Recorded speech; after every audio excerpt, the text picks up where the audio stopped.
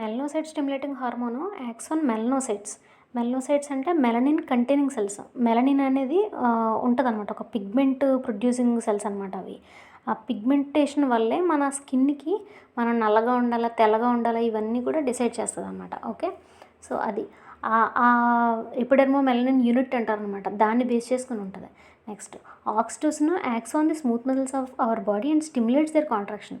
So, smooth muscles అంటే ఏంటి? Voluntary, involuntary. Okay. Voluntary muscles అంటే మన ప్రమేయంతో ఉండేవి. అంటే మన చేతుల్లోని, కాళ్ళలోని ఉన్న మజిల్స్ అన్నీ వాలంటరీ మజిల్స్. వాటిని స్కెలిటల్ మజిల్స్ అంటాం. సో, ఈ స్మూత్ మజిల్స్ మీద ఆక్సిటోసిన్ యాక్ట్ చేసి అది కాంట్రాక్ట్ అయ్యేలాగా స్టిమ్యులేట్ చేస్తదనమాట. అదే ఫీమేల్స్‌లో ఈ ఆక్సిటోసిన్ యొక్క మెయిన్ ఫంక్షన్ ఏంటంటే యుట్రస్, ఈ గర్భాశయం ఉంటది కదా! అది కాంట్రాక్ట్ అయ్యేలా చేస్తది డ్యూరింగ్ చైల్డ్ బర్త్.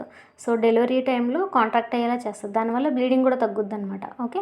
నెక్స్ట్ ఇంకొక పనేంటి? Milk ejection from the